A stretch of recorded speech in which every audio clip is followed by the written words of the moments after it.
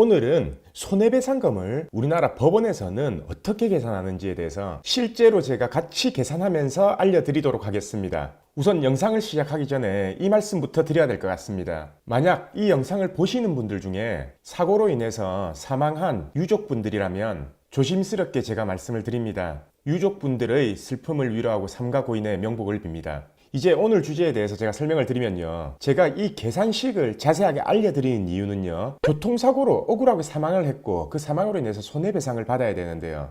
보험사에서는요. 약관에 정해진 대로 계산을 하지만은 실제로 법원에서는요. 다른 방식으로 계산을 하고요. 그렇게 법원에서 계산하는 방식이 손해배상금이 훨씬 높게 나온다는 것을 알려드리기 위해서 영상을 촬영하는 겁니다. 그래서 제가 이제 알려드리면요. 우선 교통사고로 인해서 손해배상액 상출은요. 다른 거 전부 필요 없고요. 나이, 소득, 과실 이 세 가지만 알면 누구나 다 계산할 수 있습니다. 대법원에서는 얼마 전 전원 합의체 판결로 인해서 우리나라 소득의 가동기간을 60세에서 65세로 연장을 했습니다. 자, 그래서 제가 지금부터는요, 30세, 50세, 70세 이 세 가지로 계산을 한번 해볼 건데요. 우선 이 70세의 경우는요, 이미 법원에서 인정하는 소득의 가동기간이 지났기 때문에 사망으로 인해서 잃는 일실수입은 없다라고 판단을 합니다. 그래서 통상적으로는 위자료 1억 원 그리고 장례비 500만 원을 산정을 하게 되는 거죠.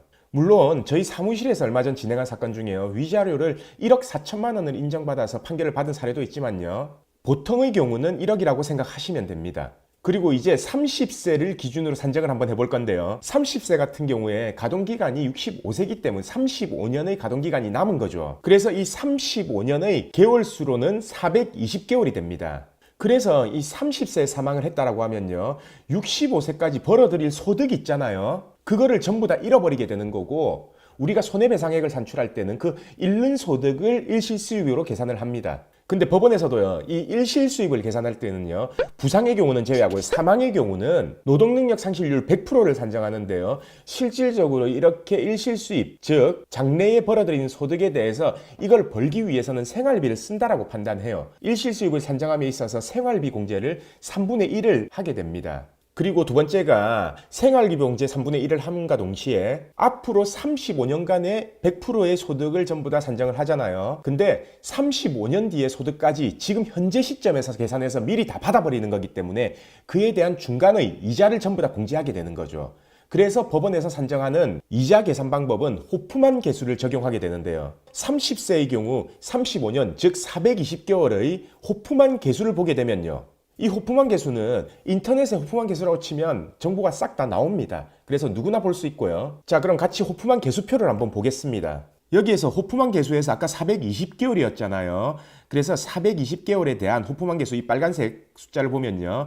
242.4663이라는 게 확인이 되죠. 하지만 법원에서는요. 240, 이 개수가 240이 넘을 경우 240을 한도로만 하고요. 그 이유는 이 개수가 더 커질 경우에는 이자의 괴리감이 너무 많이 크게 생긴다 라고 해서 240을 한도로 하고 있습니다.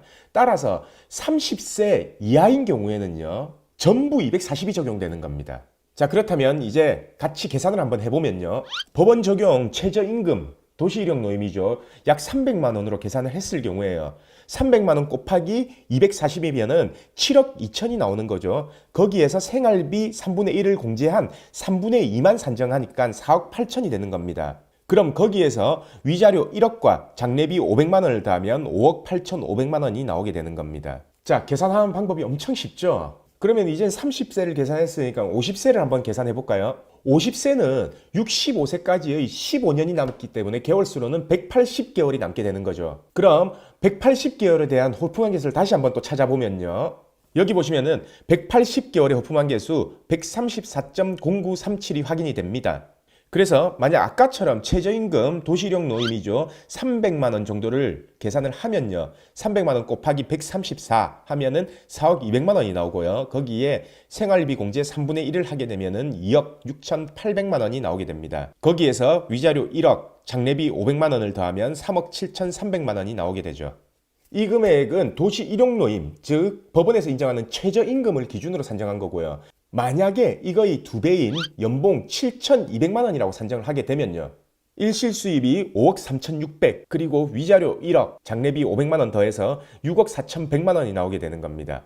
자, 방법, 이제 두 가지의 사례로 인해서 방법은 되게 쉽게 계산이 됐죠. 근데 여러분들도 지금 생각하시는 게 되게 이상하지 않나요? 30세 이하의 청년이나 학생이 사망하게 되면요, 5억 8천만 원 정도인데 50세의 연봉 7,200만 원이 받는 사람이 사망을 한다면은 6억 4천 정도가 되는 겁니다. 20년을 더 살고도 법원에서 인정하는 이 손해액 방식은 훨씬 더 높게 나오는 거죠. 이건 제가 생각해도요, 솔직히 불공평하고요, 조금 억울한 사안이다. 그래서 이 산출 방식에 대해서는 개선이 필요하다 이렇게 느끼는데요. 물론 지금 30세 이하라고 하더라도요, 나중에 50세가 됐을 경우 훨씬 더 높은 연봉, 훨씬 더 높은 소득을 받을 수 있는 거는 우리가 생각해 볼 수가 있거든요. 근데 사망했다라고 해서 지금 현재 소득이 아닌 미래에 가질 수 있는 기대 수익까지 전부 다 박탈시켜버린다 라는 것은 솔직히 저도 맞지 않다라고 판단됩니다. 솔직히 이렇게 사람이 사망했는데요, 이거는 지금 과실도 참작이 안 된 금액이에요. 이 손해배상금이 아파트 한 채 값도 못합니다. 결국 사람 목숨값이 아파트 한 채 값보다 못한다라는 게 현재 우리나라 법원의 손해액 산출 방식인 겁니다. 이거 빨리 대법원 판결이 바뀌어서 상향돼야 되지 않겠어요? 그래서 이런 소송을 하는 변호사들도 전부 다 이거는 상향돼야 된다, 현재 물가에 맞지 않는다라고 계속적으로 주장하고 있지만 아직까지는 법원의 판결이 바뀌지 않고 있습니다. 미국은요, 교통사고로 사람을 사망하게 하면요, 위자료만 수십억이고요, 일본관에서 산출하는 지급 기준은요, 이거의 60-70%밖에 안 된다는 겁니다.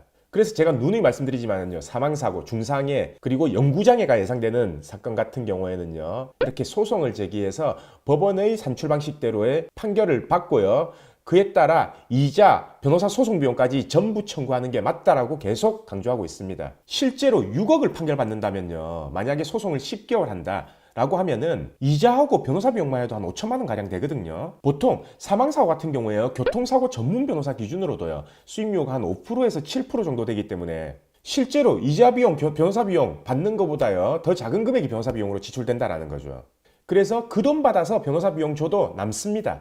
그래서 사망사고 같은 경우에는 내 돈 안 들이고 선임할 가능성이 크다라는 거예요. 변호사 비용이 고민됐다 라고 한다면은 그 고민하지 마시고 변호사를 충분히 고르셔도 된다 라는 말을 드리고 싶습니다. 오늘은 이 사망사고 손해배상액 계산하는 방식에 대해서 제가 같이 계산하면서 자세히 알려드렸고요. 내일도 새로운 주제를 가지고 오겠습니다. 오늘 영상 끝까지 봐주신 구독자분들께 감사드립니다.